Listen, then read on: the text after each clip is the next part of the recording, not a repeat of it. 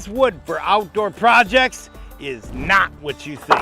But what is the best wood? How much does it cost? Is it strong and durable? How long will it last out in the elements? Is it weather and water resistant? I'm gonna tell you. I had one of my favorite customers call me and ask me if I had any cedar in stock. And usually I ask them, what are you building? I usually ask them that question, that way I can gauge what type of lumber they need. They're calling me because in our area, at the big box stores, a cedar beam 6x6 is almost $200. That's $8.30 per board foot. I told them that we don't carry cedar in stock normally because we're not a lumberyard, we're a sawmill. Being that they're one of my favorite customers, I wanted to find a way that I could help them. So I think I found a good product that'll fit their budget and their needs.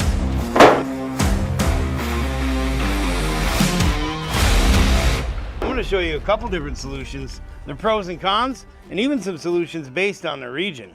When I was doing research for this video, I think I may have found a solution that I haven't seen very many people talking about. First, we're going to start off by telling you the usual suspects that everybody usually talks about when it comes to outdoor wood. Mahogany, teak, cypress, iroko, even redwood. All of those would be good picks, but they don't grow in our area. Oh, I can't forget ironwood, but that is tough wood, brother. Redwood seems to do really well in those humid climates, and iroko seems to do really good in those coastal climates. It handles that salty water very well. We could list off finishes too, but that'll probably be for another video. If we do a video on finishes, we'll link it right here. I'm not gonna go too much further into those regional woods because frankly, they don't grow here and I don't know much about them. So my customer buddy asked me about pressure treated lumber, and I said, no, don't do that. They'll last a long time and it's relatively cheap.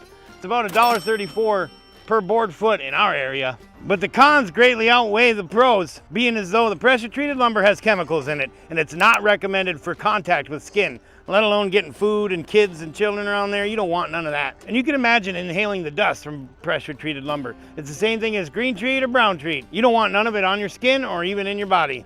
For future reference, I'm using all these prices based on a 6x6 by 8 foot beam. A pressure treated 6x6 is, I'm checking my notes here, $32.16. It's cheap, but dangerous. Recycled plastic lumber is environmentally friendly, but that's about all it's got going for it. It's kind of expensive at $3.11 per board foot. That would come to $74.64 in our area for a 6x6. Plus, recycled lumber looks kind of funny. Some examples online look like burnt tires molded together to look like a 6x6. Not really pleasurable to the eye. Some of the tips that I want to stress right away is to not use wide boards. Use narrower boards, a slat design. That way you can prevent boards from warping, cupping, twisting.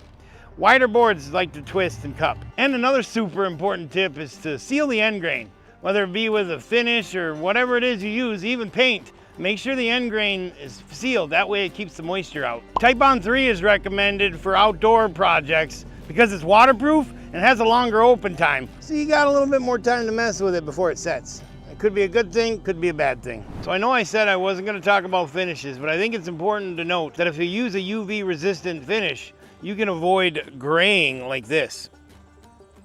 Now a lot of these regional woods aren't available all across the country, but I have a wood in mind that you probably already know about, you were thinking of using before clicking on this video, and is available all across the country. It's cedar. So in the conversation with my customer, one of the first things he asked me about was cedar, just like this.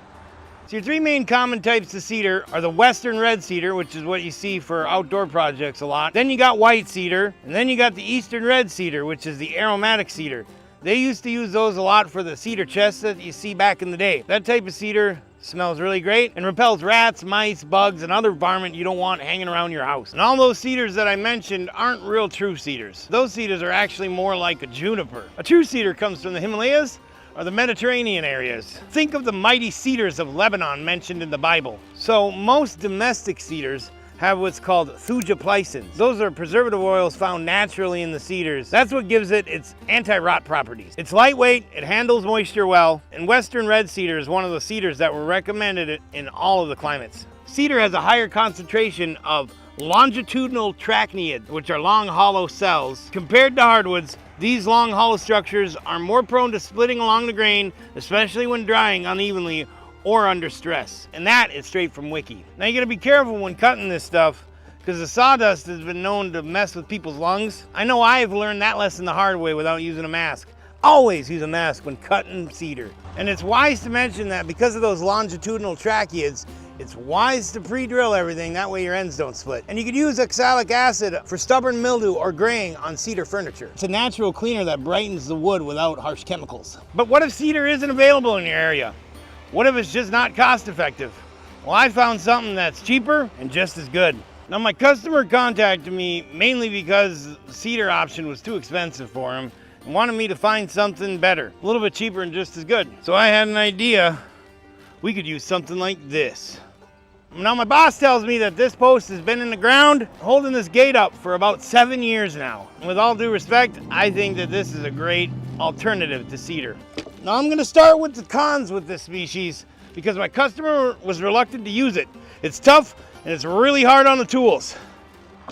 Now, I told my customer the pros about this product. It's strong, it's durable, it's long lasting, it's cheaper than cedar, and it's got a secret weapon, tyloses. Tyloses are balloon-like growths that develop in the pores, or xylem, of the heartwood. As these balloon-like structures fill the pores, they essentially plug them, restricting water flow through the heartwood. No water, no rot. And they also make the wood stronger.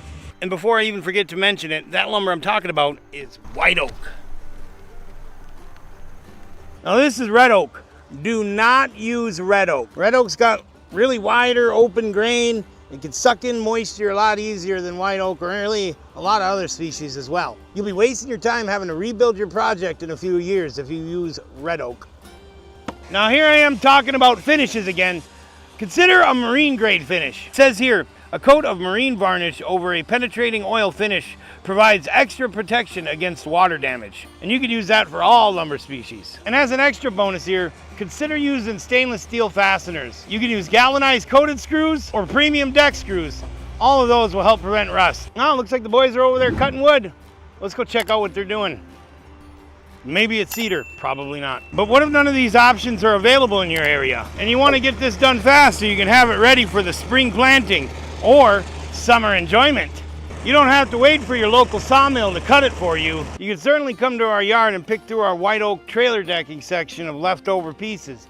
But it's all gonna be 1.5 inch and 2 inch true to size, so it might not be the size you need, plus some of it's already grade. And if you're not into that grade look, you might need to figure something else out. What if you could just use any wood that you have on hand without worrying about it rotting on you? What if you could make pine last for decades without chemicals?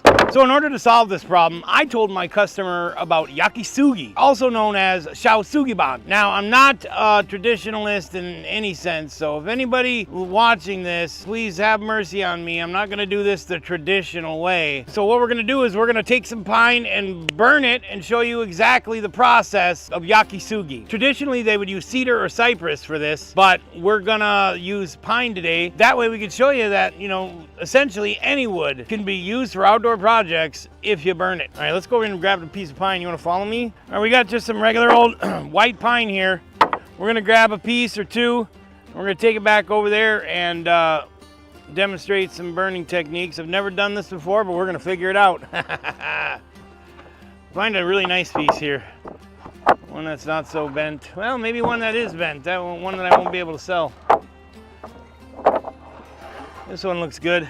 Traditionally, the Japanese would take it and then they would line it up like this and then have it as a triangle. And they put brush all along in the inside here, and they'd tie it together, and then they'd set it on top of a fire, a little tiny fire, and it would burn up both ends, burn it from one side and then burn it from the other side, and it would completely char the inside like that. Now, I firmly believe that traditional method is probably the most efficient method, but you can also use a propane tank and just burn one side or both sides of the piece of lumber you're using it, especially if it's gonna go into contact with the ground. So we're just gonna burn up this bad boy. It's gonna look cool.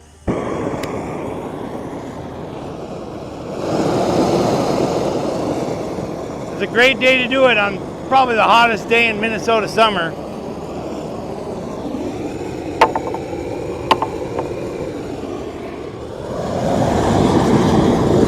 Yakisugi is the traditional Japanese method of preserving wood by burning it slightly on the outside of the timber. And by slightly charring the surface without burning the entire piece, the wood becomes basically waterproof through carbonization. Now, conflicting reports say that it makes it more durable and fire resistant, while some say otherwise.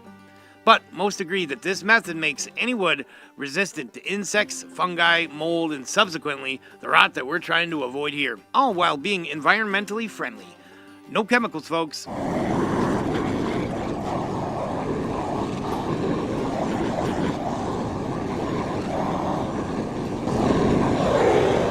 I'm pretty sure I burnt off all my leg hairs. When you start getting this cracking and charred, that's how you know that piece is pretty well done. Now this is just a straight up char.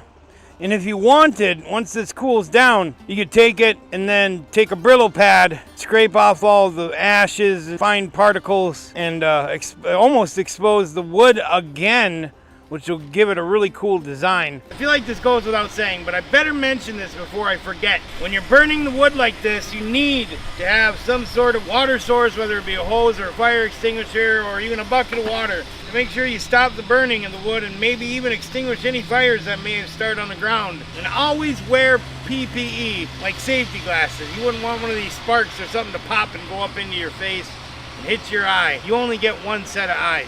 When you're burning the wood, you want to make sure that you burn it thoroughly enough to where it starts cracking like this. If you don't burn it good enough, I feel like you don't get enough of the anti-rot protection if you just lightly blaze it. You need to get a good thorough burn to where it starts cracking like this for it to be most effective. Now maybe the yakisugi method is a little too much. Maybe you don't like this dark look. Maybe you want to go with something a little more natural like my customer wants. That's why I think white oak is the best for this situation. Oh, and by the way, that customer that we've been mentioning this entire video, that customer is Todd, and Brandon, and Eric, Sean, MJ, Shannon. That customer is me. It's Little John, it's Kurt, it's Lori, it's Kevin. That customer is the most important, the newcomer, the seasoned pro, the mom and pops that need somewhere to begin. That customer is you.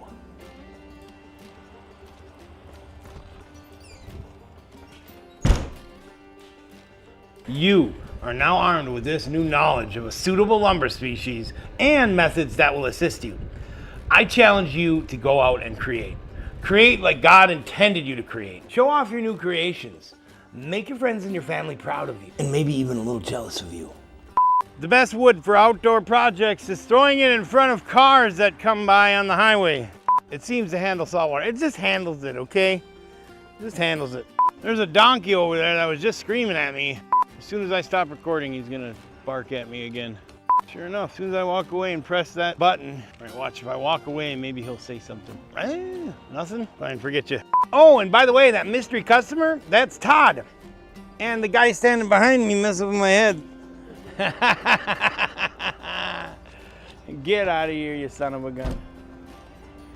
Yeah, wave at the camera, wave at the camera. Hats in, Kyle. Look at that, new hats, new shirts. We are on point. I'll drop a link in the description if you want to buy one of these hats or one of these shirts.